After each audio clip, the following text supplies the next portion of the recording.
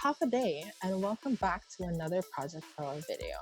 Today's video, we will be talking about bills, a guide to paying and saving.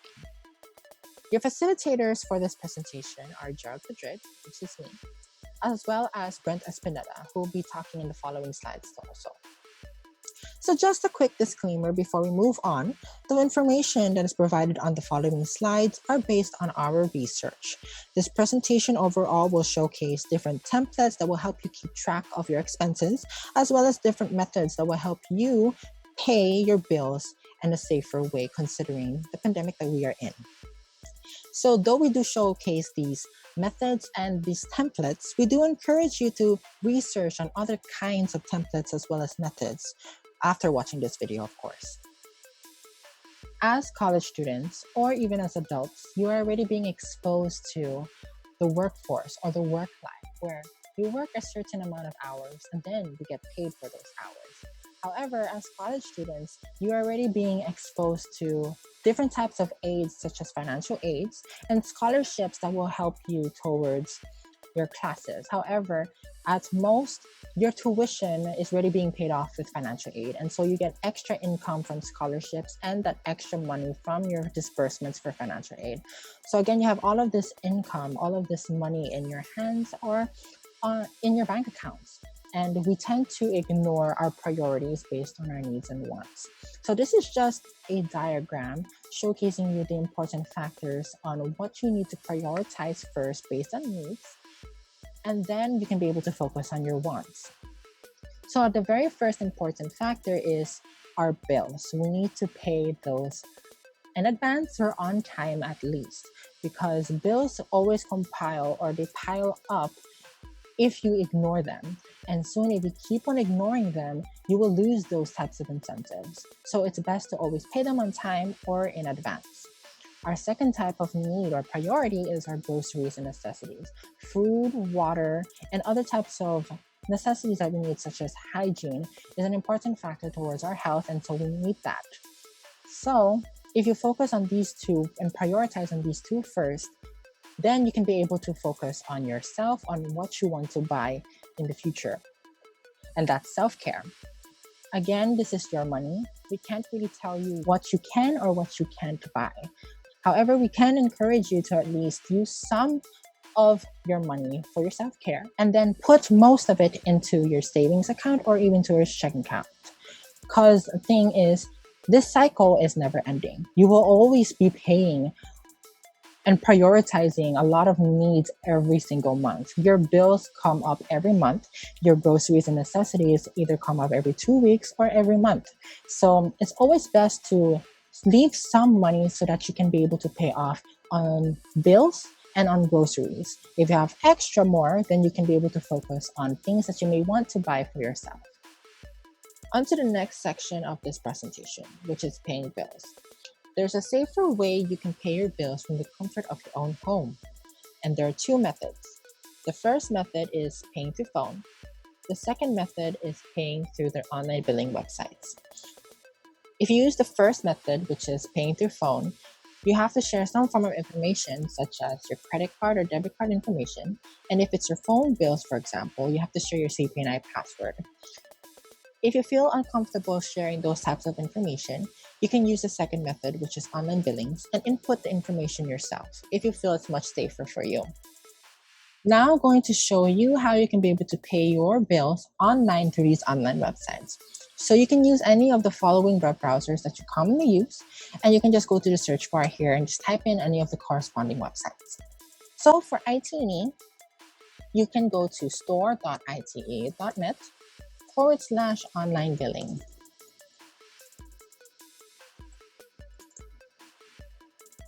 Now this will direct you to the online billing page for ITE and fill out the information if you have already registered. So if you have registered, you can input your username and password and just click on login. If you have not registered, you can click on register now and it will direct you to the registration page. Fill out the following necessary information and then click on next. For your account number, you can find it in your invoice or you can find it in your receipts. It's a 16-digit number, so that's how you can find out that it's your account number. So again, fill out the following necessary information, click next, and then fill out the following necessary information again, such as your username, your email, password, and other types of information needed to complete the registration. Once you're done registering, you can go back to the login page, enter your username and password, and then log in. This is where you can fill out your credit card or debit card information, and then you can finalize and pay your bills through this website. Similarly to IT&E's online billing page, with Docomo, they also have a website. Docomo's own is docomopacific.com/mydocomopacific. This will direct you to the homepage for Docomo Pacific, and you can just scroll down and see any of the options here that you need to find. So I'll just click on login. I'll close this web page. And then here you can be able to find all of the login info, such as username, password, and then login. If you need to register, you can click on this click here button, and it will direct you to the registration process. Similarly to IT&E's registration as well, you need an account number, your mobile phone number this time, and then you need to input the characters in this captcha box. Once you're done, you can click on continue, and then there's a series of steps as well to follow, and you need to fill out those information as well. Lastly, we have our CUC bills, or our power and our water bills. So for Commonwealth Utilities Corporation, their official website is cucgov.org, and it will direct you to their official website. Though this website is still currently under construction, you can still pay your bills online through this website. Or if you want to pay through phone, you can use their toll-free number, which is shown here in this website as well. But let's make a payment online. You can click on click here button, and it will direct us to another web page. This is where you input your account information. If you have an already registered account, you can input the information here and click login. If you do not have an account, you can click on register now, input your account number and your postal code, and click find my account. And then once you're done inputting those information, you can input the other necessary information to finalize and register your account there. If you want to make a one-time payment without logging in, but you still do need an account, but if you do want to make a one-time payment, you can click on Quick Pay. Verify that you are human. Once you're done being verified as a human, you can input your account number and put the amount that you're paying for. Once you're done inputting those, you can add in your account, and then you're basically done paying for your bills. So overall, these are just some common websites where you can be able to utilize technology, utilize the internet, so you can pay your bills in a safer way instead of going outside, considering the pandemic we are in. So with social distancing or through quarantine, you can be able to pay your bills from the comfort of your own home. Here is the number for IT&E's customer service to pay through phone. It's 670-682-4483 for the customer hotline. For Docomo Pacific, it's 488-2273 for their customer service. Again, for CUCs, you can be able to find their toll-free number to pay by phone on the website as well. Let us now move on to section number 3, how to budget. In this section, we'll be talking about applications you can use to help you keep track of your expenses and how to tweak your credit or debit card settings. Few applications we can use to keep track of our expenses are Google Sheets and online banking applications. Google Sheets is a spreadsheet program that helps with the organization of data. This free program can help the user keep track of their expenses as it easily calculates the data for the user. In the later part of the video, I'll be showcasing 2 templates that we can use on Google Sheets to keep track of our expenses. Up next is online banking. Online banking is another way to keep track of your purchases, especially if you find yourself making purchases more often with a card linked to your online bank.